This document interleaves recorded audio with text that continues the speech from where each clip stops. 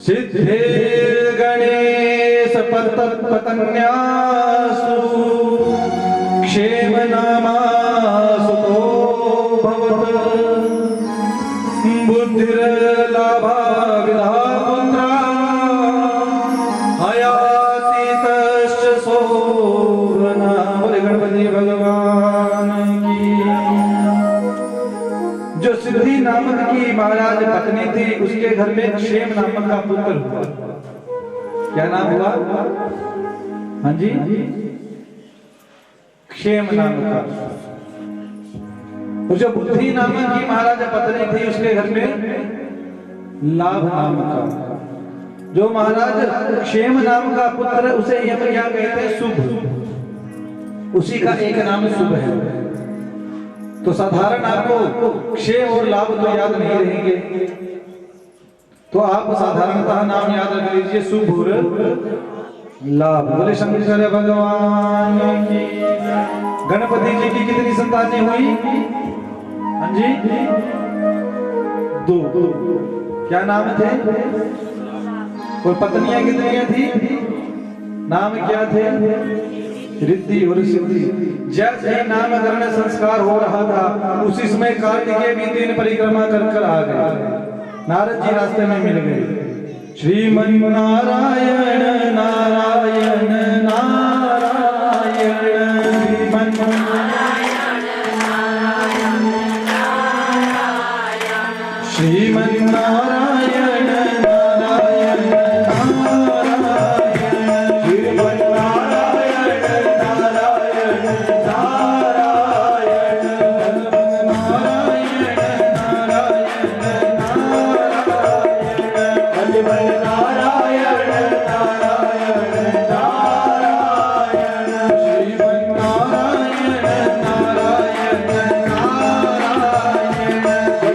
नारायण नारायण नारायण, नारायण नारायण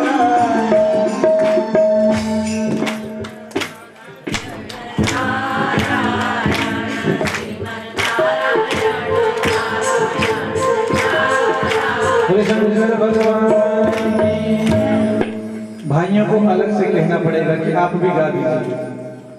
भाई बिल्कुल शांत, आप ही थोड़ा सा जोर लगा दीजिए, क्योंकि जो आप महाराज, आप किसी से कम नहीं हैं। आप मात्र 8-9 है, लेकिन आप इन सभी माताओं पर भारी पड़ सकते हैं। आप भी थोड़ा सा जोर लगा दीजिए, ताकि आप में जो नींद आ रही है वो भी दूर हो जाएगा। श्रीमन नारायण नारायण नारायण,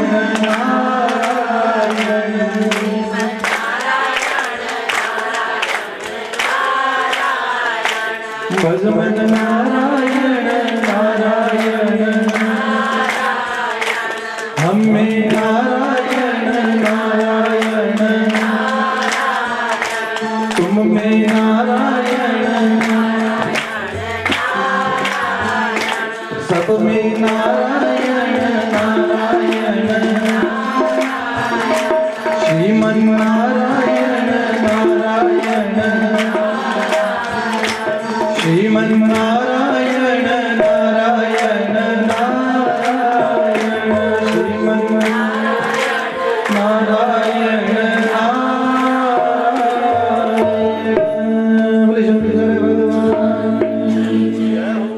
नारद जी बीच में मिल गए, नारायण नारायण करते करते।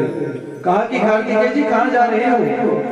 कहा कि मैं दिन परिक्रमा पूरी करके आ गया, अब मैं जाऊंगा। मुझे लगता है गणपति अभी नहीं गया होगा, इसलिए मैं विवाह करूंगा जाकर। जैसे इस प्रकार से कहा, नारद जी ने कहा, अरे ये तो सारी तेरी माता पिता की चाल थी, तुझे भेजने। वो चाहते थे कि तेरा विवाह ना हो।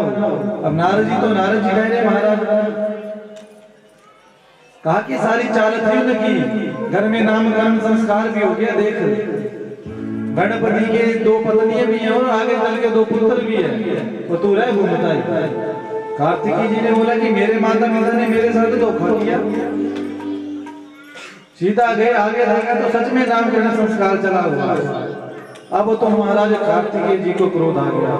चले गए घर छोड़कर उसी समय कि तत सुखार्थम स्वयं शंभुर गतः श्वासेन पर्वते। उसी समय महाराज घर को छोड़ दिया कि पिताजी ने माताजी ने मेरे साथ महाराज धोखा किया है। अगर इन्होंने धोखे से महाराज गणपति का विवाह पहले किया और मेरा अगर इनकी करने की इच्छा नहीं थी तो आज से मेरा भी वचन है कि मैं ब्रह्मचारी रहूंगा। कहाँ चले गए? जिस पर्वत पर पहले थे। किस पर्वत पर गए थे पहले? हाँ जी, क्रोंच पर्वत पर। पुनः क्रोंच पर्वत पर चले गए महाराज, वहां पर रहने लगे। पार्वती मैया को जब पता चला, भोले बाबा को जब पता चला कि कार्तिकेय हमारा पुत्र आया था, परंतु महाराज वो हमसे दुखी होकर चला गया, तो भोले बाबा और पार्वती मैया आज कार्तिकेय के पास जाते हैं उन्हें मनाने के लिए, परंतु उसी समय कार्तिक वहां से भी चले जाते हैं। 3 कोस दूर थोड़े से वहां पर चले जाते हैं, पालन कर लेते हैं कि आज के बाद मैं कभी भी इनके पास नहीं जाऊंगा और सदैव अपना जीवन ब्रह्मचर्य से युक्त रखूंगा। संकल्प कर लिया कि आजीवन मैं कभी विवाह नहीं करूंगा। इसीलिए माताएं कार्तिकेय जी की पूजा नहीं करती। क्यों नहीं करती? क्योंकि वो ब्रह्मचारी है। अगर आपको पूजन करना हो तो माता के रूप में कर सकते हैं कि ये हमारा पुत्र है। वैसे आप माताओं के लिए वर्जित बताया गया है। अगर आप पुत्र भाव से करें तो पुत्र के लिए तो महाराज, माता के लिए तो पुत्र पुत्र है, चाहे वो किसी भी अवस्था में हो। शंकर भगवान की उसी स्थान पर 12 ज्योतिर्लिंगों में एक मल्लिका अर्जुन नाम का महाराज ज्योतिर्लिंग है, जिनकी कथाएं आप कल श्रवण करेंगे। 12 ज्योतिर्लिंगों की पूर्णिमा को महाराज पार्वती मैया कार्तिकेय से मिलने जाती हैं और अमावस्या को भोले बाबा जाते हैं। प्रत्येक अमावस्या और पूर्णिमा को। बोले शंकर भगवान की हर हर हर हर। नारद जी ने कहा कि पिताजी आपने ये तो सुना दिया, तो मुझे जरा ये भी बता दीजिए कि भगवान ने, शिव भगवान ने कैसे कैसे राक्षसों का वध किया। केवल घर परिवार चलाया कि किसी राक्षस का वध भी किया है। तब जाकर महाराज आज ब्रह्मा जी नारद जी को एक bड़ी ही विचित्र लीला सुनाते हैं।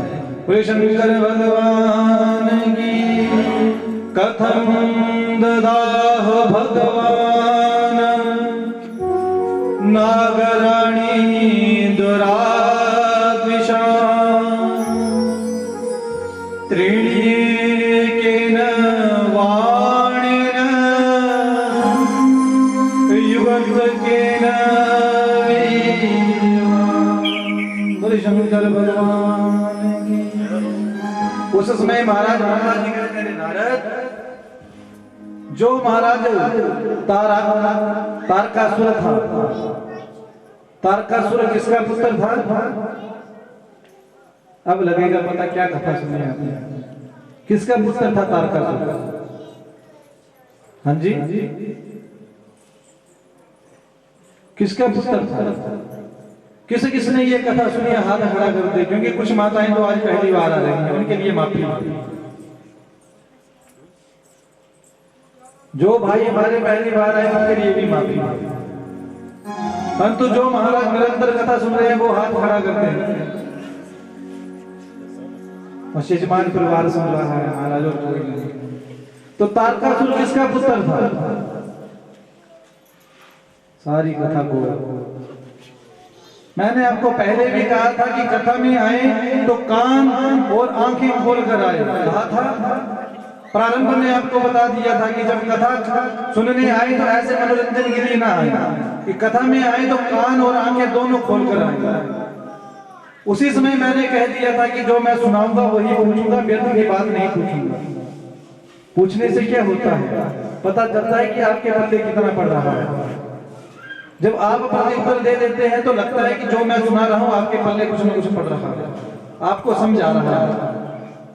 परंतु जब आप महाराज सर को नीचे कर देते हो या हिला देते हो तब ऐसा लगता है कि मेरा बोलना ही व्यर्थ है।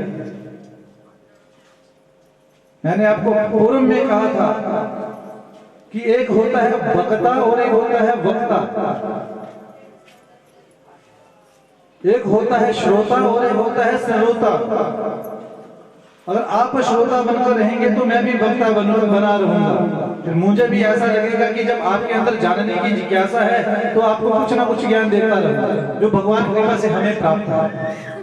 जब आप श्रोता रहेंगे, सिर्फ कथा में आए पहले लगाया कि सही है, बस पिछले का दीक्षा बूटा जा रहा है कोई ना बात सियाने बेचारे का सियाने का लाइए दे मुन्नी होयागा जो अरे तगड़े दबल पीठ लगाई कि बस सही है, जयकारा लगाया था दिन जाकी है। तो फिर आप जब श्रोता बन जाएंगे तो मैं भी फिर भक्ता बन जाऊंगा। भक्ता अर्थात 3 घंटे आया बक की ये चलती है यहाँ से। जब आपको सुनने से कोई मतलब नहीं तो फिर मैं भी क्यों महाराज। बोले शंकर भगवान की हर हर हर। ये भगवान का नाम ही तो सबसे बड़ा मुश्किल है। भगवान का नाम याद रखना और जपना ही तो सबसे बड़ा मुश्किल काम है। और है कोई काम मुश्किल है? अभी आपको मैं लगा दूं बातें करने के लिए कि अभी तक हमारे पास 1 घंटा शेष है, तो 1 घंटा केवल और केवल आप गप्पे मारे और आप कुछ नहीं करेंगे। तो बढ़िया से महाराज आगे बाजार तक जो आगे मंदिर है ना एक, उस मंदिर तक आवाज चली जाएगी आपकी, इतनी गप्पों की आवाज होगी और पूरी दुनिया भर ऐसी ऐसी बातें जो आप सोचेंगे अच्छा इन्हें भी ना इनके तब ये पता ही सब दुनिया भर की बातें याद। आज से महाराज 10 साल पुरानी बात भी आपको याद होगी, 2 दिन पहले की बातें सारी गोली। मुश्किल क्या है? भगवान का नाम लेना। बोले शंकर भगवान की हरि माला तेरा जपना कठिन है,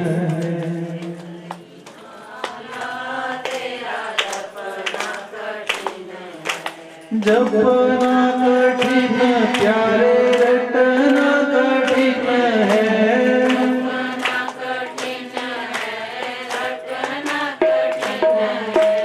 जपना कठिन प्यारे रटना कठिन है,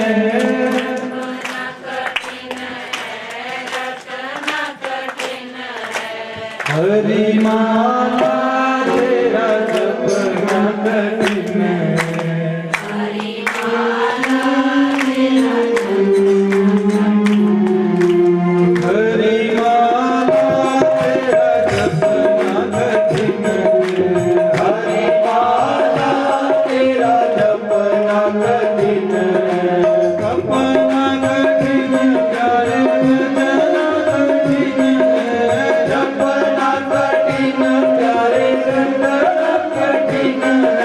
जपना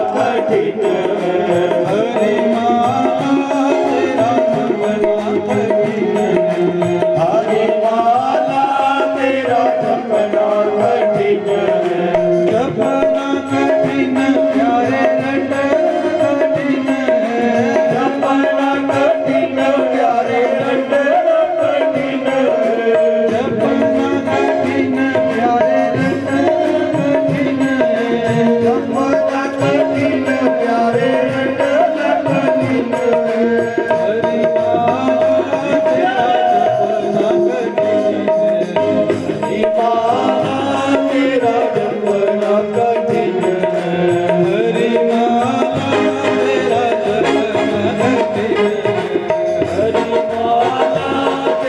जपना कठिन है, हरि माला तेरा जपना कठिन है, हरि माला तेरा जपना कठिन है, हरि माला तेरा जपना कठिन है। भगवान की सबसे मुश्किल क्या काम है? यही भगवान का नाम। केवल और केवल हम भगवान का नाम लेने में ही असमर्थ हैं। अभी मैं आपको बोलूं कि सभी 5 मिनट के लिए अपनी आंखें बंद कर दे, सभी। तो 5 मिनट के लिए क्या आप अपनी आंखें बंद कर सकते हैं? है कोई ऐसा जो बिना बात के आंखें बंद करके 5 मिनट तक बैठा रहे? है कोई ऐसा? बैठना महाराज घर जाकर देखना कितनी संसार की बातें चलेंगी और पुनः उसके बाद देखेंगे 5 मिनट हुए कि नहीं। एकदम मन चलेगा। आंखें बंद करोगे तो पूरा संसार आपको नजर आएगा। अच्छा ये काम था, ये भी था। स्थिति कैसी है कि 3 बार भोजन और भजन 1 बार। स्थिति क्या है? भोजन कितनी बार करते हैं? हाँ जी, भराता जी बोले 4 बार। दिन में हम भोजन कितनी बार करते हैं? सुबह करेंगे, दोपहर को भी करेंगे, शाम के समय चाय भी पिएंगे, उसके साथ भी कुछ ना कुछ चाहिए, रात को भी भोजन करेंगे। 3 बार तो हमें हमारा भर पेट भोजन चाहिए खाने के लिए। और भगवान का भजन कितना करते हैं? सवेरे अगर तू दिखाई दे तो समझा नहीं दिखाना, मम्मी तू दिखाई दे, हाँ जी सुना दे, आइए धुआं दिखाई दे तू क्या का मैं खरीदते हैं अभी अगर तुम करते तो हम मत करते समझाओ, समझा मैं आपके कर लेंगे। सवेरे सवेरे करिए करा दूंगा, संज का टाइम होता मुन्नी होया छोड़ छोड़ तो जो दिखाई दे बार तुलसी भी ये तुलसी नहीं हड़ा दी थोड़ा होना है ना, जो तो जगाएंगे तो मेरा कल्याण होगा। छोड़ छोड़ करें ना। स्थिति बड़ी विचित्र है महाराज हमारी। 3 बार भोजन और भजन 1 बार, उसमें भी आते हैं झंझट भोजन करते इसमें कोई झंझट नहीं। 1 बज से 10 मिनट 1 बजकर 10 मिनट हो जाए फिर देखो कैसे धरत और आसमान एक हो जाएगा। पूजा करने का समय 8 है तो 9 भी बज जाते हैं कई बार, कोई बात नहीं, कोई पक्का टाइम नहीं है, भगवान ने हारा दे। सारे झंझट जो है केवल और केवल भगवान की भक्ति में है, अन्यथा किसी में नहीं है। संसार की बातों के लिए, संसार के कार्यों के लिए कोई झंझट हमारे पास नहीं है। आप सभी श्रोता यहाँ पर आए हुए हैं, आज जाकर एक काम करना, अगर आपको लगे अपने रिश्तेदारों को फोन करना, सभी जो आप सबसे प्रिय हैं फोन करना, जाकर बोलना कि हमारे घर में हमारे गांव में कथा लगी हुई है, केवल आप आ जाओ। तो उनका जवाब क्या होगा? पहला जवाब होगा कि हाँ सत्य थोड़ी ना देना, हाँ कह जाएगी। दूसरी गल मीए आजकल घर का काम इतना भारी घा बढ़ने पे छलैटा आली खेतों च कियां होना, सिरा खुलने टाइम नहीं आजकल। तो तू बोले कथा सुनना चल, मेरी कथा ये खेतों च होती है आजकल, घा बढ़ती मेरी कथा होती है आजकल। रिश्तेदारों को छोड़ो, पड़ोस में ही किसी को बोल देना जिसका अभी घास काटने को होगा, देखना मेरी कथा भी ये खेत अच्छी लगू थी सुन लिया दी आई नहीं, टाइम ही नहीं है। भगवान जिस भगवान ने हमें जीवन दिया है उसी भगवान के लिए हम आते हैं। और आते कैसे हैं? कई व्यवहार निभाने आते हैं महाराज की बुलाया है तो जाना तो पड़ेगा, चाहे एक दिन नहीं जाना पर जाना पड़ना, क्या जाना पड़ना। सत्य जी नाराज हो जाना देना। भगवान से मिलने के लिए कथा से कोई मतलब नहीं। अजय सत्य दिन आता जाना पड़ना चाहिए, नहीं जाएंगे तो नाराज हो जाना देना। तो जाना था पड़ना तो जाएंगे तो कथा दे दो बोल भी सुनियोगे। मतलब ये नहीं है कि महाराज की जब उन्होंने घर में कथा का आयोजन किया तो हम जाएंगे कथा सुनेंगे। हमारा वाक्य ये नहीं होता कि हम कथा सुनेंगे, कथा भी सुनाएंगे और उनसे भी मिलाएंगे और प्रतिदिन जाएंगे, ये हमारे शब्द नहीं है। अजी सब जैसे अगर जाना पड़ना जाइयोगे अगर दो बोल भी सुनियोगे कथा, रोज रोज तो हमारा टाइम नहीं है। स्थिति आ गई तो सोच लीजिए हम कहां पर हैं, कि अभी तक हम भगवान से कितनी दूर हैं। अभी विचार कर लीजिए इस बात पर कि जिस दिन आपके मन में ये आ गया कि जाएंगे व्यवहार निभाने, तो अगर आपसे हाथ जोड़कर यही से निवेदन कि जो व्यवहार निभाने आए व्यवहार निभाकर दूसरी क्षण चला जाए, क्योंकि व्यवहार निभाने के लिए भी ये कथा नहीं है। मैंने आपको पूर्व में कहा था कि इस दास को भीड़ से कोई मतलब नहीं है। अगर दो आदमी होंगे सुनने वाले तब भी कथा प्रारंभ हो जाती है, पर हुई है। अगर महाराज दो श्रोता होकर सुनने वाले तब भी कल्याण हो जाएगा। संसार को दिखाने के लिए मत आओ, आना है तो अपने कल्याण के लिए आओ। जब यहाँ पर बैठे तो अपने कल्याण की बात सोचो कि हमारा कल्याण कैसे होगा, संसार की बातें नहीं। यहाँ पर आओ तो ये सोचकर आओ घर में कि हम जाएंगे भगवान से प्रेम है इसलिए जाएंगे। व्यवहार बात की बात है, जब जाएंगे तो व्यवहार भी निभ ही जाएगा। जब आप कथा सुनने आओगे तो व्यवहार साथ में निभ रहा है, उसमें किसी का लेना देना नहीं है। आप आ रहे हो यजमान परिवार को कार्ड दे रहे हो ना दे रहे हो कोई मतलब नहीं है, ना इस दास को मतलब है ना इस यजमान परिवार को मतलब है। आओ घर से केवल और केवल फूल लेकर आओ, प्रसाद लेकर इच्छा है तो आइए, ना तो कोई बात नहीं। बस केवल और केवल शास्त्र में ऐसा लिखा है कि भगवान के पास, अपने मित्र के पास, माता पिता के पास खाली हाथ नहीं जाते। जब खाली हाथ नहीं जाते हैं तो केवल और केवल इतना कर दीजिए कि फूल साथ में ले आओ, कोई बड़ी बात नहीं। परंतु आओ तो श्रद्धा के साथ आओ। जब श्रद्धा के साथ आओगे तभी कल्याण होगा, क्योंकि जब आप श्रद्धा से बैठोगे सुनोगे तो आप में सुनने की जिज्ञासा भी होगी, जानने की इच्छा भी होगी। जब आपके अंदर जानने की इच्छा होगी तो बताने का भी मन करता है। जब घड़ा खाली हो या तो आधा भरा हुआ हो तो उसे भरने में मजा आता है, जो पहले ही भरा हुआ है उसे भरने में क्या मजा आता है। बोले शंकर भगवान की हर हर हर हर हर हर। तो महाराज तारकासुर किसका पुत्र था? बजरंग था। बारंगी महाराज उनकी माता का नाम था। आगे चलकर तारकासुर के 3 पुत्र हुए, तारकाक्ष, विद्युन्माली और कमलाक्ष। कितने हुए? 3। क्या क्या नाम थे? तारकाक्ष, विद्युन्माली और कमलाक्ष। याद रहेगा? याद रहेगा? फिर से एक बार बता देता हूं। तारकाक्ष, विद्युन्माली और कमलाक्ष 3 महाराज तारकासुर के पुत्र थे। तीनों महाराज पुत्रों ने ब्रह्मा जी की तपस्या की। इतनी कठिन तपस्या की महाराज कि 100 वर्षों तक तो एक आसन पर बैठकर ब्रह्मा जी की तपस्या की। 1000 वर्ष तक सर के बल खड़ा होकर, जिसे शीर्षासन कहते हैं योग में, सर के बल खड़ा होकर 1000 वर्ष तक तपस्या की। जब इतनी बड़ी तपस्या की तो ब्रह्मा जी प्रसन्न हो गए, सामने आ गए कि प्रसन्नो अस्मि महादैत्य युष्माकं तपसा मुने सर्वं दास्यामि युष्मद्वं वरम ब्रूहि यदि दीप्सितम् कि अरे विद्युन्माली कमलाक्ष ताकाक्ष, मैं आपकी तपस्या से प्रसन्न हूं, वर मांगू। और दैत्य को तो महाराज एक ही वर चाहिए, क्या कि हम अमर हो जाएं। ब्रह्मा जी ने कहा कि अमर होने का वरदान आपको नहीं मिल सकता, यही वरदान तुम्हारे बाप ने भी मांगा था।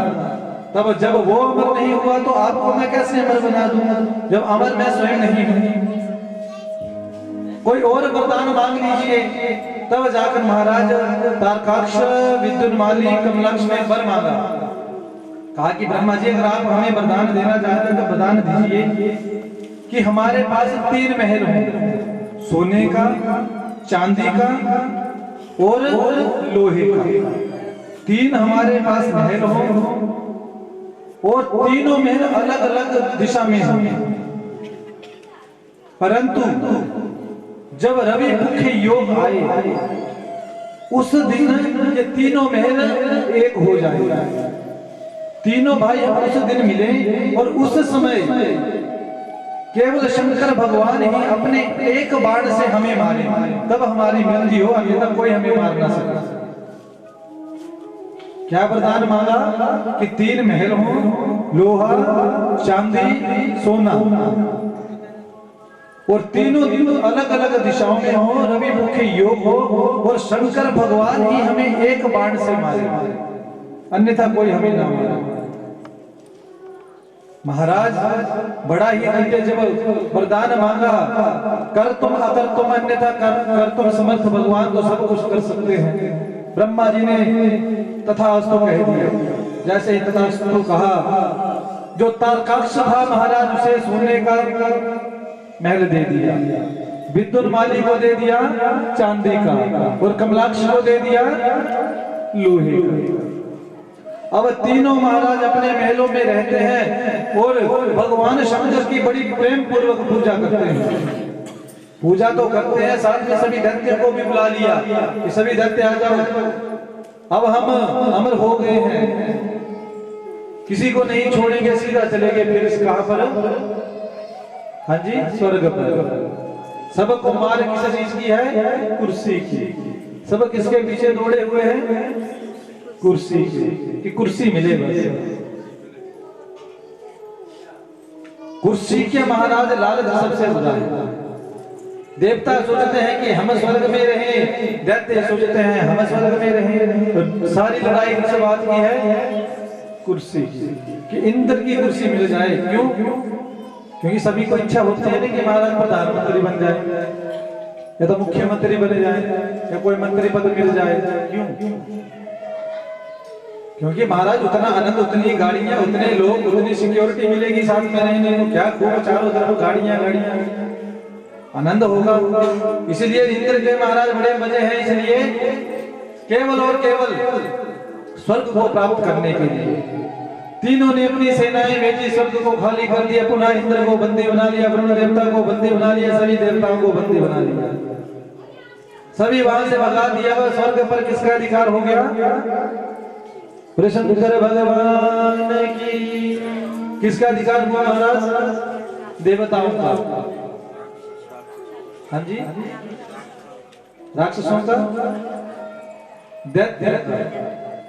जैसे ही आज दैत्य का महाराज अधिकार हो गया, उसी समय सभी देवता घबराए, दौड़ते दौड़ते सीधे कहां आए? भगवान शंकर के पास, कि भगवान ब्रह्मा जी ने बड़े विचित्र वरदान दिए हैं। 3 जो दैत्य हैं उन्होंने हमारा जीना मुश्किल कर दिया है। क्या क्या नाम है उनके? हाँ जी, तारकाक्ष, विद्युन्माली और कमलाक्ष। बोले शंकर भगवान की। भगवान विष्णु महाराज शंकर भगवान ने कहा कि देखो देवताओं, मैं उन तीनों का वध नहीं कर सकता, क्योंकि वो मेरा पूजन करते हैं, उस वेदों को मानते हैं, शास्त्रों को मानते हैं और मेरा नित्य पूजन करते हैं, मेरे भक्त हैं। और भगवान क्या कहते हैं कि हम भक्ता पराधीना, मैं भक्तों के अधीन रहता हूँ, मैं कुछ नहीं कर सकता। जब तक वो मेरी पूजा से दूर न हो जाए, जब तक वो शास्त्र को ना माने, तब तक मैं कुछ नहीं कर सकता। परंतु मैं आपको एक रास्ता बता देता हूँ कि आप चले जाओ विष्णु भगवान के पास, वही आपका कल्याण करेंगे। बोले शंकर भगवान की। सभी देवी देवता कहाँ चले गए? विष्णु भगवान के पास। कहा कि भगवान आप ही हमें बचाओ। विष्णु भगवान कहते हैं कि जब तक विद्युन्माली कमलाक्ष तारकाक्ष अपने धर्म से, अपने जो उन्होंने जिस इष्ट से दूर नहीं हो जाते, तब तक हम भी कुछ नहीं कर सकते। विष्णु भगवान ने एक लीला की कि मुंडिनम मलनावक्त्रम च गोपिका पात्र समन्वितम दधानम पुंजिकास्ते चालयन्तं पदे पदे। शंकर भगवान ने अपने शरीर से ही एक बड़ा ही क्लेशधारी पुरुष को प्रकट किया। जैसे पुरुष को प्रकट किया, पुरुष ने पूछा कि भगवान आपने हमें प्रकट किया है तो मेरा कार्य तो बताइए। तो भगवान ने उस पुरुष के हाथ में झाड़ू दे दिया, एक महाराज लकड़ी का कटोरा दे दिया और झाड़ू लगाता लगाता महाराज वो उस कूड़े को एक उसमें कटोरे में डालता रहा। कहा कि भगवान मेरा नाम क्या है, मेरा क्या काम है? भगवान कहते हैं कि हरि हरि नन्ते स्यासो स्यानो च सुभानि च स्थानं वक्ष्यामि ते वचना शृणु प्रश्नोपधारयन्। बोले शंकर भगवान कि महाराज विष्णु भगवान कहते हैं कि अरे पुरुष तेरा नाम अरिहन होगा। क्या नाम होगा? अरिहन। क्या नाम होगा? अरिहन। और जा मैं तुझे वरदान देता हूं कि तू एक यूनिवर्सिटी खोलेगा। क्या खोलेगा? यूनिवर्सिटी। और उस यूनिवर्सिटी का तू रहेगा प्रिंसिपल। प्रिंसिपल कि कुलपति? हाँ जी, कुलपति। प्रिंसिपल तो स्कूल में होता है जी, यूनिवर्सिटी में तो कुलपति होते हैं, वाइस चांसलर। तो कहा कि वाइस चांसलर नहीं, तुझे चांसलर बना रहा हूं मैं वहां का, कि ये यूनिवर्सिटी खोल तू जाकर और वहां का तू कुलपति है। कुलपति समझ रहे हो कि पूरी यूनिवर्सिटी तेरे अंडर, तू जैसा चाहेगा वैसा ही होगा। बोले शंकर भगवान की। और मैं तुझे वरदान देता हूं कि तू 16,000 श्लोकों का एक नास्तिक शास्त्र उत्पन्न कर। नास्तिक शास्त्र जिसमें सारी बातें जो धर्म के विरुद्ध हो, सारी बातें धर्म के विरुद्ध हो, ऐसा तो कोई शास्त्र का निर्माण कर और सीधा चला जाता तारकाक्ष विद्युन्माली और कमलाक्ष के पास, वहां पर उन्हें ज्ञान दे। बोले शंकर भगवान। अब महाराज अरिहन नामक उस रूपेशधारी ब्राह्मण ने एक शास्त्र योग्य ग्रंथ को तैयार किया जिसमें जितनी भी बातें थी सभी शास्त्र से विरुद्ध थी। अब जैसे प्रचार होने लगा तब महाराज जो शास्त्र की बातें होती है वो कम हमारी समझ में आती है, और जो हमारा शास्त्र के विरुद्ध बातें होती हैं वो जल्दी समझ में आती हैं, और जो शास्त्र युक्त बात करता है वो हमारे पल्ले भी बड़ी कम पड़ती है। जैसे जैसे शास्त्र में कहा है कि प्रातः काल में उठकर सबसे पहले हमें क्या करना चाहिए? माता पिता का चरण स्पर्श करना चाहिए, धरती का स्पर्श करना चाहिए, उसके उपरांत स्नान कर सबसे पहले देव कार्य करना चाहिए, कहता है हमारा शास्त्र। परंतु कुछ पंथ ऐसे हैं वो कहते हैं कि कुछ नहीं है, सिर्फ मेरा भजन करो, मैं ही सब कुछ हूँ। है कुछ ऐसे पंथ आजकल ऐसे ऐसे संस्कार चल पड़े हैं, ऐसे ऐसे महाराज गुरु चल पड़े हैं जो कहते हैं कि कुछ नहीं करना है, कोई पूजा नहीं, कोई पाठ नहीं, सिर्फ मेरा पूजन करो, मैं ही सब कुछ हूं। और हमारे ऊपर सबसे ज्यादा असर भी वही बातें करते हैं। अच्छी बातें सीखना महाराज आसान है, ये बुरी बातें। हाँ जी, जैसे महाराज आपके छोटे छोटे बच्चे हैं, चल बड़े भी हैं, बच्चों को गाली सिखाना आसान है या महाराज मंत्र सिखाना? हाँ जी, गाली की मंत्र जोर से बोलिए, मुझे सुनाई क्यों देता है महाराज? हाँ जी, गाली सिखाने के लिए आपको कोई ट्यूशन नहीं देनी पड़ेगी, गाली तुरंत सीख जाएगा। और उसे अगर मंत्र याद करवाना हो तो कितना समय लगेगा? अर्थात जो हमारे शास्त्र के विरुद्ध बातें हैं हम उन पर जल्दी आचरण करते हैं, वो जो शास्त्र अनुसार बातें होती है उसे हम नहीं मानते। वैसे ही आज ऐसे ऐसे पंथ चल पड़े हैं, जैसे एक पंथ चल पड़ा है महाराज, उस पंथ में तो कहते हैं कि अब जो श्राद्ध कर्म होता है उसे नहीं करते। कुछ जगह आप जाओगे, मैं किसी का नाम नहीं ले रहा, ना तो किसी का विरोध है, परंतु सनातन के बारे में कहना मेरा कर्तव्य है महाराज, क्योंकि ठाकुर जी ने हमें नियुक्त किया है इस बात के लिए। किसी को बुरा लगे तो लगे। कुछ पंथ ऐसे चल पड़े हैं, वो कहते हैं कि ना कोई महाराज अंतिम संस्कार होगा, ना तो 13वीं होगी, ना तो 16वां होगा, कोई नहीं, कोई महाराज कुछ कर्म नहीं होगा, सीधा जाओ, गए सीधा महाराज अग्निदाह संस्कार किया, घर पहुंचे तो कोई दिया नहीं, कोई कुछ नहीं, कोई पिंडदान नहीं, बस जाएंगे, कैश लगाओ, भोग लगाओ, घर में आओ, पतन हो जाएगा महाराज, पतन। और हम उस पंथ को भी बड़ा अच्छा मानते हैं कि हमारे गुरु जी ने कहा है महाराज, कुछ नहीं, गुरु ही सब कुछ है, सत्य है, गुरु सब कुछ है। गुरु रे ब्रह्मा, गुरु रे विष्णु, गुरु रे देवो महेश्वरा, शास्त्र कहता है। गुरु रे साक्षात परम ब्रह्म, वो ब्रह्म भी गुरु है। परंतु बात क्या है, गुरु कौन है? कहते हैं पानी पियो छान कर, गुरु मानो जान कर। ऐसे हर किसी की शरणागति नहीं की जाती। गुरु कौन है? जो अपने इष्ट से हमें मिला दे, वो गुरु है। जब गुरु गुरु मंत्र देता है तो अपने इष्ट का नाम देता है कि ये मेरे इष्ट का नाम है, इसका आप जप कीजिए। जो भगवान से हमें मिला दे वो गुरु है। गुरु वो नहीं है जो भगवान से आपको दूर कर दे कि हाँ जी घर में जाकर ना आपने धूप देना है, ना मंदिर में भगवान का दर्शन करना है, केवल मेरा भजन करो, मुझे देखो, मैं ही सब कुछ हूँ। ऐसे पंथ वर्तमान में चले हैं और हम सभी उसके पीछे भाग भी रहे हैं। हाँ जी कौन है जी? गुरु जी है मेरे। ठीक बात है जी, गुरु जी है। माता जी मंदिर होती है, आज मंदिर नहीं रखे हैं, बोले मैं ही सब कुछ है, बस मुझे जागरा था। फिर पता चल रहा है महाराज गुरु 10 साल के बाद जेल में।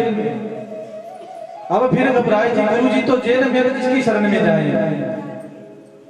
गुरु तो महाराज जेल में गए, अब फिर जो गुरु जेल में जो उनकी शरणागत है वो फिर भटक रहे हैं, क्या पतन हो जाएगा महाराज।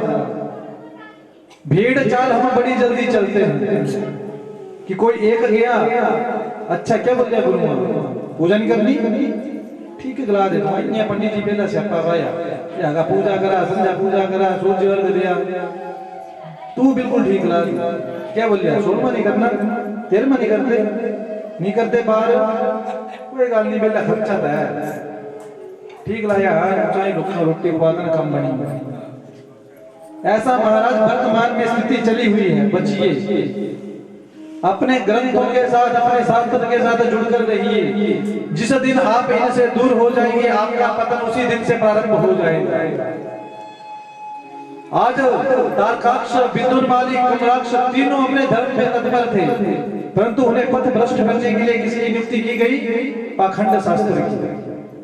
हमें भी अपने शास्त्रों से दूर किया गया है। कौन कौन जानता है कि घर में महाभारत नहीं रखना चाहिए? महाभारत को घर में रख सकते हैं, अधिकार है महाभारत को घर में रखने का? हाँ जी है अधिकार, हाँ या ना ये बता दीजिए जल्दी, क्योंकि समय बीत रहा है। महाभारत को घर में रख सकते हैं? हाँ जी नहीं रख सकते हैं। क्यों नहीं रख सकते हैं? हाँ जी जोर से बता दीजिए महाराज, समय की सीमा विराम की तरफ जा रहा है समय। घर में क्यों नहीं रख सकते महाभारत? हाँ जी घर में महाभारत होता है, ऐसा है जी। कभी महाभारत खोलकर देखा आपने? देखा घर में चलो नहीं रख सकते, अच्छी बात है, बाहर सड़क में खोलकर वो भी महाभारत का पहला पेज देखा कि उसमें क्या लिखा है। तो फिर आपने कहां से सुन लिया कि महाभारत पढ़ने रखने से घर में महाराज महाभारत होता है? किसी शास्त्र में आपने ऐसा पढ़ा? किसी कभी शास्त्र में आपने ऐसा पढ़ा कि घर में महाभारत रखने से घर में महाभारत होता है? कभी ऐसा पढ़ा किसी शास्त्र में आपने? हाँ जी, किसी ने पढ़ा, भाइयों ने पढ़ा होगा। आपने पढ़ा जी कहीं ऐसा? माताओं की एक बात मान ले कि चलो दूसरी माता की सुनकर बात मान लेती है, परंतु भाई तो सारे जगह घूमते हैं। माताओं का अधिकतम समय घर में बीत जाता है, परंतु भाई तो महाराज पूरी जगह जाते हैं, अनेक लोगों से इनका पाला पड़ता है। तो आपने कहीं ऐसा पढ़ा जी ऐसा कहीं? किसी शास्त्र में, किसी पुराण में 18 पुराण है हमारे, 18 उपपुराण है, 4 वेद है, 108 उपनिषद है, उनमें से किसी में आपने ऐसा पढ़ा नहीं? हाँ जी पढ़ा जी। तो फिर कैसे निर्णय कर लिया आपने कि महाभारत को घर में रखने से महाभारत होता है? किसने बताया? यह हमारा महाराजा दुष्कर्म है, कहीं नहीं लिखा है कि घर में महाभारत रखने से महाभारत होता है। जीवन में हमें क्या करना चाहिए ये कहां से पता चलता है? जीवन में हमें क्या करना चाहिए हमें रामायण से पता चलता है कि हमारा जीवन कैसा होना चाहिए।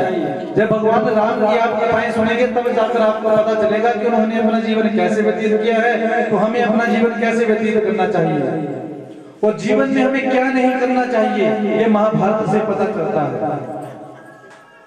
और हमारी मृत्यु कैसी होनी चाहिए ये श्रीमद् भागवत महापुराण जी से पता चलता है। ये जो कुरीति है महाराज हमारी कि घर में महाभारत रखेंगे तो महाभारत होगा, घर में गीता को पूरा नहीं पढ़ते हैं क्योंकि उसे मृत्यु के समय में पढ़ा जाता है। ये सारियां कुरीतियां हैं महाराज। क्यों है ये? किसने डाली? जानते हैं आप? जब अंग्रेज हमारे भारत में आए उस समय हमारी स्थिति बड़ी विचित्र थी, हम सभी मिलकर रहते थे। अब अंग्रेजों ने सोचा कि हम पर राज किया जाए, तो राज कैसे होगा? अब किसी को महाराज दूसरे के प्रति भड़काए कि देख तेरा पड़ोसी खराब है, तो तुरंत धर्म की बात कह दे हम, क्योंकि उस समय हम अपने ग्रंथों को पढ़ते थे। तुरंत हम उन्हें टोक दे कि नहीं ऐसा नहीं चलेगा, हमारे शास्त्र हमें ये आज्ञा नहीं देते। सभी हमारे भाई हैं, सभी हमारे परिवार के अपने हैं। तब अंग्रेजों ने सोचा कि इनके ऊपर वैसे तो राज करना बड़ा मुश्किल है, तो क्या किया जाए? सबसे पहले इन्हें इनके ग्रंथों से ही दूर किया जाए। तब उन्होंने महाराज ये कुरीति डाल दी, ऐसी कुरीतियां डाल दी महाराज की घर में महाभारत रखेंगे तो महाभारत होगा। ऐसे हमें अपने शास्त्रों से दूर कर दिया। जब शास्त्र पढ़ेंगे नहीं महाराज तो उनसे दूर रहेंगे, सुनी सुनाई बातें होंगी। जब सुनी सुनाई बातें जीवन में उतारोगे तब कल्याण कभी नहीं होगा। तो इसलिए ये जो मन में आपने भ्रांति पाल रखी है कि घर में महाभारत रखने से महाभारत होगा, इसको आज ही निकाल दीजिए। कहीं ऐसा वर्णन नहीं आता है, आप पढ़कर तो देखिए जरा। महाभारत जी के पहले श्लोक में लिखा है कि जो प्राणी इस महाभारत को पढ़ता है उसके परिवार का भी और उसका भी कल्याण हो जाता है। ये बात कभी आपने पढ़ी? ये तो कभी पढ़ी नहीं। अंग्रेजों की एक नीति थी महाराज, क्या थी? कि फूट डालो शासन करो। जानते हैं इस नीति के बारे में? आपको किसने डाली थी ये नीति? हाँ जी, गूगल पर सर्च कर आना कि किस अंग्रेज की नीति थी कि फूट डालो शासन करो। फूट कैसे पड़ेगी? जब हम अपने शास्त्रों से दूर हो जाएंगे। और ऐसी विचित्र स्थिति महाराज की बात मान आज तक रहे हैं। आज भी हमारे मन में यही मानसिकता है कि घर में महाभारत होगा तो घर में महाभारत होती है, इसलिए महाभारत को रखेंगे ही। ऐसी कुरीतियों को निकालो। ये सारा महाराज हमें अपने धर्म से दूर करने की बातें हैं। अब जैसे ही भगवान ने महाराज अरिहंत नाम का जो ब्राह्मण को पैदा किया था, यूनिवर्सिटी दी थी उसे, उसने पाखंड शास्त्र के 16,000 श्लोक लिख दिए, लीला की, नारद जी को उनका चेला बना दिया कि नारद जी आप चेले बन जाओगे, क्योंकि चेला भी तो होना चाहिए। अब चेला 4-5 चेले एक और हो गए, क्योंकि गुरु बनना तो आसान है, गुरु तो मैं भी बन जाऊंगा, परंतु आप उनकी श्रद्धा मेरे प्रति कैसे होगी? हो सकती है ऐसे? नहीं होगी। एक मेरा पक्का चेला होगा, एक कोई ना कोई पक्का चेला होगा जो हर स्थिति में जय जयकारा करेगा, वो 4-5 और होंगे, फालतू में महाराज होंगे कुछ नहीं, कमीशन उनको मिल रही होगी, परंतु खूब जय जयकार। फिर आप देखेंगे ओहो पंडित जी की तो खूब जय जयकार है, बस एक बार हाथ फेरते और कल्याण, 2-4 मालाएं हो रही, प्रारब्ध ऐसा जागा कि स्पर्श किया और महाराज प्रारब्ध उजागर हो गया, जो आपके पाप थे वो नष्ट हो गए और भगवान की कृपा से वो पाप पुण्य उदय हो गए और आपका कल्याण हो गया। आप क्या कहेंगे? ओहो पंडित जी बड़ा बड़ी चमत्कार है, वो बात फेरते हैं ना, ले स्पर्श कितने हैं ना, कल्याण ले नौकरी मिली वो कह रहे मन्नू हुई पिया। माता जी ने 4-5 को और जोड़ दिया कि दिख मिये आना नहीं था, दिना लगे ना दिख तो तुरंत आवाज यहां आती रख दे बड़ी बस एक बारी बोल दे बस समोसे में चटनी खा के दिख किया कृपा बस में वो छोड़ खोला अपने परसा दिखम कृपा मोदी ना सारे खाने खोलनी है बैठे वाली कृपा बस पुणे आ रही मंद कितने परसे में जेबा पाई बस इस परसे की कृपा ही गुरु महाराज ने कृपा छड़ी थी इस पर। हां जी जुत्ते नहीं मिले जी, बस समोसे ने चटनी खा कर जुत्ते मिली आने। पंडित जी मैं तो गया उत्थे दिखा गुरु का चमत्कार, जार दे जुत्ते मुझे 500 जी मिली है, ये सारे गुरु का चमत्कार और कुछ नहीं। 4-5 चेले जो हैं वो पक्के हैं उनके, वो आपको अभी ज्ञान नहीं है उस बात का, आपको अभी महाराज आप अंधकार में हैं। सच्चा संत जो होता है महाराज उसे पाखंड दिखाने की आवश्यकता नहीं होती। प्रारब्ध में आज वर्तमान में संत तो हैं महाराज, परंतु हम उन संतों के बारे में जान नहीं पाते। इस विषय में बोलने पड़े तो महाराज चर्चा अधिक चली जाएगी, कथा का विराम का समय भी हो रहा है, तो पुनः फिर कथा में प्रवेश कीजिए कि अरिहंत नाम के जो महाराज उस ब्राह्मण को भगवान ने जब उत्पन्न किया तो एक शिष्य दे दिया। शिष्य पक्का कौन? नारद। नारद जैसा जब महाराज चेला दे दिया तब जाकर महाराज किसका दिमाग खराब ना हो। अब चले गए सीधे कमलाक्ष के पास, विद्युत माली के पास, तारकाक्ष के पास, पाखंड शास्त्र को जब दिखाने लगे पहले माने नहीं, क्योंकि जो धर्म में आचरण होता है वो सदैव धर्म का पालन करता है। पहले तो तीनों माने नहीं, फिर देखा नारद जी आ गए, नारायण नारायण करते, देखा जब नारद जी भी इनके चेले हैं, कहा कि नहाकर पूजा करने का कोई मतलब नहीं है, मन चंगा था घर भी चल गया, जरूरी थोड़ी महीने होगी पूजा, मन साफ होना चाहिए। बोल देना जी कि मन साफ होना चाहिए, कपड़े का शरीर का कुछ ना होना जरूरी थोड़ी ना, मन साफ हो जाएगा तो पूजा कर ही लेना। और शास्त्र कहते हैं कि स्नान कर कर ही हमें भगवान के पास जाना चाहिए। नारद जी वही उपदेश दे रहे कि मन चंगा था घर भी चंगा, नहाने नहाने कोई जरूरत नहीं, बंद कर कुछ नहीं, केड़ी पूजा केड़ा पाठ कुछ नहीं करना, ये शरीर मिले सब कुछ है। कई बोलते ना जी थोड़ा जो कि खाई पी लेकर मुंह कुछ नहीं है, सब कुछ अच्छी रही जाना लांदे ना जी ये ढाल खाली करके उन्हें पूछता। हम तो महाराज इस बात की भली बात नहीं जानते हैं, हमें तो कई बार सुनने को मिलता है कि खाई पी लेकर मैं कुछ नहीं है, रही जाना सब कुछ मनने वाला कोई दिखा। धनानि भूमो पस्पश्च घोषे नारी गृह द्वारे जना संसाने, सब कुछ थी कुछ नहीं, खाई पी लेना सही हट्टी करने जाना, क्या कोई पूजा करना कभी दिखे भगवान दिखे जी थोड़ा कभी भगवान। हाँ जी कुनी कुनी जगत भगवान दिखे खड़ा करा। अभी अगर मैं ऐसे प्रवचन देना प्रारंभ कर दूं तो अभी आपके दिमाग में एक बात आएगी कि नहाने की कोई जरूरत नहीं, बस करा पूजा उठे सवेरे करा कौन ने रति कर कितने करा जाए जबरी सारे माता पिता दे कोई प्यार छोड़े छोड़े नहीं है सारे खा पिया मत लेना अपना जीवन जिया कुछ इत्तेहार ना कुछ लेना ना कुछ देना। ऐसा जब प्रवचन करो तो आपकी समझ में एक बात आई क्योंकि बड़ी साधारण बात है। किसी को आप बोलो कि नहा कर पूजा कर मंदिर जाया कर तो क्या बोलेगा दिन भर करता सो गाड़ी तो मैंने समझा बोला तो मंदिर जाना भले ही महाराज वो गाली निकालता हो अगर स्नान कर कर भगवान का भजन करता है तब भी उसका कल्याण हो जाएगा। पाखंड शास्त्र नारद जी ने फैलाना शुरू कर दिया कि किसी की पूजा मत करो बंद करो सब कुछ ये सब बकवास खाओ पिए आनंद लो घृतम पीत्वा कि घी पियो बढ़िया से यावत जीवेत सुखम जीवेत घृतम पीत्वा जीवन जीवेत भस्मीभूतस्य देहस्य पुनः आगता का पुनः कि यावत जीवेत सुखम जीवेत कि जब तक जियो बढ़िया से जियो चकाचक। नास्तिक शास्त्र की बात है ये कि ऋणम कृत्वा घृतम पिबेत कि चाहे कर्जा सिर पर हो जाओ लेकिन खानी रोटी क्यों नहीं भस्मीभूतस्य देहस्य पुनः आगता का पुनः ये शरीर खत्म हो जाएगा उसके बाद किसने देखा।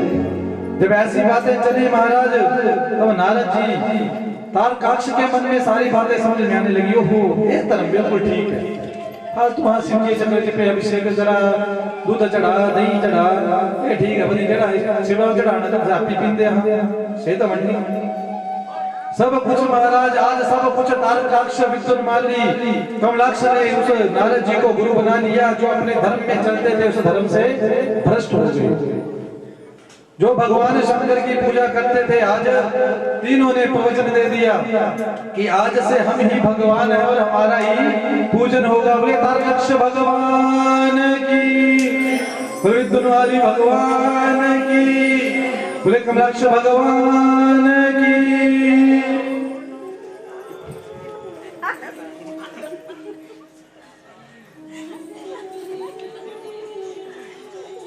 बोले शंकर भगवान क्या पता लगता पता एड़ा लगे कि थोड़ा मन माने ध्यान तक बुझिए रोटी खाई तो छोड़ छोड़ 4 बजे मैंने बोले तारकाक्ष भगवान की बोले विद्युत वाली भगवान की बोले शंकर भगवान की। इससे पता चलता है कि आप कितनी आपकी कथा में ध्यान है।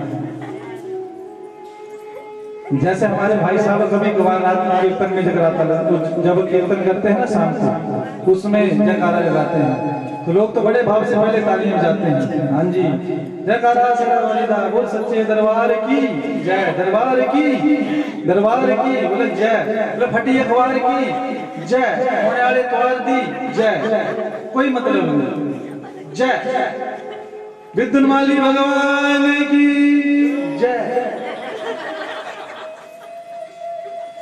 हमें मतलब है केवल और केवल जयकारे से हमें तो मतलब है केवल जय करने से जिस मर्जी की जय बुलवा दीजिए। तारकाक्ष भगवान था क्या? हाँ जी विद्युत वाली भगवान था कमलाक्ष भगवान था तो आपने तो जयकारा बड़ी जोर से लगाया। शंकर भगवान की जयकारा लगा रहा तो बिल्कुल तब भी आवाज कम तीनों की जयकारे में कोई कसर नहीं छोड़ी आपने। बोले विद्युत वाली भगवान की माता जी की जय करा। यही स्थिति है महाराज। कहने का तात्पर्य कि मन यहाँ पर नहीं है। शरीर से तो आप यहाँ पर हो लेकिन मन से यहाँ पर नहीं है। जब मन भी यहाँ पर होता तो आप सोच समझ कर जयकारा लगाते क्या बोल रहे हैं कि क्या सुन रहे हैं कहाँ की कथा चली हुई है। विचित्र बात कहूँ भाइयों को बुरी भी लग सकती है मेरी बात कहूँ विचित्र बात कि ऐसे तो भाई बड़े धीरे से जयकारा लगाते हैं तो जैसे तीनों का नाम आए तो इनका जयकारा भी बड़ी जोर से होता है। माताएं तो चलो लगाती ही है हमारा बोले शंकर भगवान की हर हर हर हर हर। आज महाराज जब तीनों अपने धर्म से भ्रष्ट हो गए, तीनों ने भगवान की पूजा छोड़ दी और केवल पूरे जितना भी इनका राज्य था सभी में आलय उद्घोषणा कर दी कि आज से केवल और केवल हम तीनों का ही भजन होगा, हम तीनों का ही पूजन होगा और अन्य किसी का नहीं होगा। जब ये अपने धर्म से दूर हो गए, उसी समय भगवान शंकर की शरण में सभी देवी देवता चले गए कि भगवान ये जो आपने संकल्प किया था देखिए तीनों दूर हो गए हैं। उसी समय भगवान जब ये तीनों बिल्कुल पथ भ्रष्ट हो चुके थे, अपने धर्म से विमुख हो चुके थे, भगवान गए महाराज तीनों के साथ युद्ध किया। जैसे ही तीनों के साथ युद्ध किया, भगवान की कृपा हुई कि वर्ष संयोग बन गया। किस संयोग में इनकी मृत्यु होगी? क्या वरदान मांगा था? हाँ जी, तीनों जब महल एक साथ होगा और कब हो ये सारा, ये मुहूर्त कब हो? मुहूर्त भी तो बताया था साथ में। जब रवि पुष्य योग हो, रवि मुख्य योग हो, ये तीनों महल एक साथ मिले, उस समय शंकर भगवान एक अस्त्र के साथ हमारा कल्याण कर दिया। पथ भ्रष्ट हुए, शंकर भगवान तीनों के साथ युद्ध करने के लिए गए। उसी समय ठाकुर जी की कृपा से संयोग बन गया, रवि मुख्य योग हुआ, तीनों महल एक साथ होने लगे। भगवान ने उसी समय पाशुपत अस्त्र निकाला, एक अस्त्र के साथ एक बाण के साथ तीनों का कल्याण कर दिया। बोले शंकर भगवान की हर हर हर हर हर।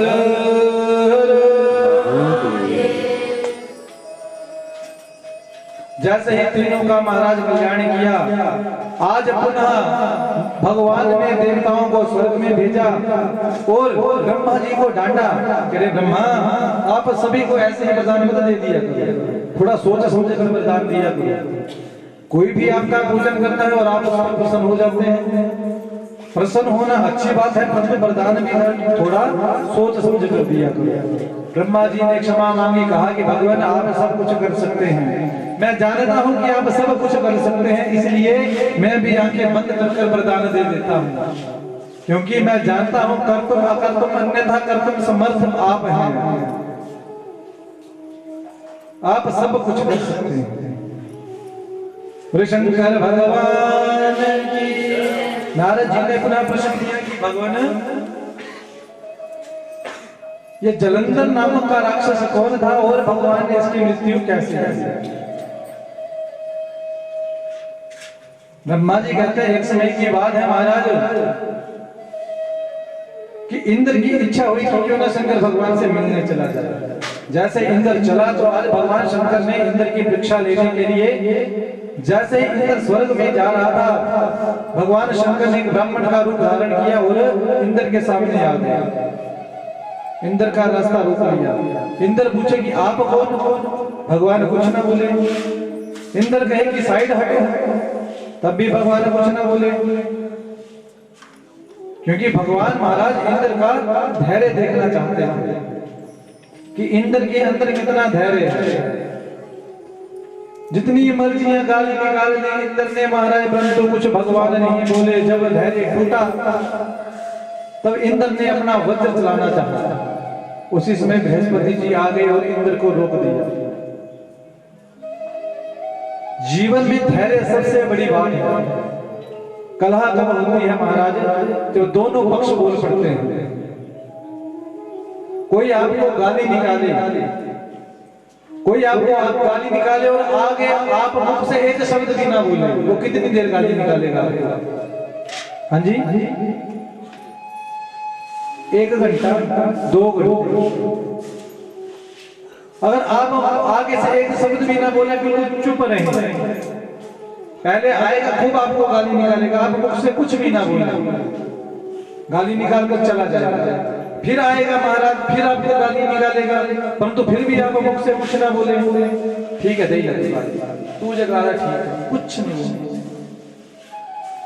जब तीसरी बार आएगा महाराज, जो 2 घंटे गाली निकाल रहे था वो आधा घंटा हो जाएगा, जो आधा घंटा था वो 15 मिनट ही हो जाएगा। एक दिन ऐसा आएगा महाराज वो गाली निकालना बंद कर देगा आपका, ना तो किसी प्रकार की कोई कला होगी, और जो आपको गालियां दे रहा होगा वो आपकी चुप्पी से ही परेशान हो जाएगा कि भगवान ने कदे आदमी बनाया है, जे मर्जी बोल दिए इसे भरकर नहीं बोलना, ये गुस्सा क्यों नहीं होता, मैं इसे इतना वाली कुछ बोल रही, वो इसी बात पर गुस्सा करेगा कि आप इतना गुस्सा क्यों नहीं कर रहे। जब व्यक्ति महाराज धैर्यवान हो जाता है तो महाराज जो सामने वाला व्यक्ति अगर आपको गालियां भी निकाले तब भी महाराज वो एक दिन आएगा आपका प्रिय हो जाएगा, आपसे प्यार करने लग पड़ेगा। जो आपको बुरा बोलता रहे, चाहे आस पड़ोस, चाहे पति हो पत्नी हो, पति पत्नी में कला कब होती है, जब पति देव कुछ बोले पत्नी जी 4 शब्द और बोले आगे से, अब पत्नी कुछ बोले पति देव आगे से कुछ और बोल दे, तब कला होती है। पति देव कुछ बोले और पत्नी बिल्कुल शांत से चुप थोड़े गाले ठीक ला दे, क्योंकि चाहे पत्नी बिल्कुल ठीक बोल रही हो, जब आदमी क्रोध में होता है तब वो सोचने समझने की शक्ति नहीं होती उसमें। जब उसका क्रोध शांत हो जाएगा उसके बाद आप समझाइए कि देखो स्वामी जी ये गाला का थोड़ा इन्हें कर देता, इन्हें हो सकता था पर चल थोड़ा नहीं मन्नी गाल से थोड़ी गाल दे। और देवी जी गुस्सा है तो पति देव शांत रहे, पति देव बोले कि देवी जी ये बात थी ऐसे अगर आप करते तो अच्छा हो जाता। तो क्या घर में कभी कला होगी, किसी घर में कला होगी कभी, बोले शंकर भगवान होगी कभी कला, कभी नहीं होगी। कला का कारण क्या है, एक बोलता मैं शेर, दूसरा बोलता मैं सवा शेर, हम किसी से कम है क्या, तू मिंजो की जगलाया मैं जगलाई सकते, इसी के बीच में महाराज हमारी कला है। आपस में हमारे रिश्ते भी इसी कारण बिगड़ते हैं, हम आपस में दूर भी इसी कारण होते हैं। परंतु शंकर भगवान आज कुछ नहीं बोले, इतने खूब गालियां निकाली, क्रोध होकर जब महाराज अस्त्र छोड़ना चाहा तब बृहस्पति जी आए, बृहस्पति जी ने समझाया कि रे इंद्र मूर्ख बन रहा है,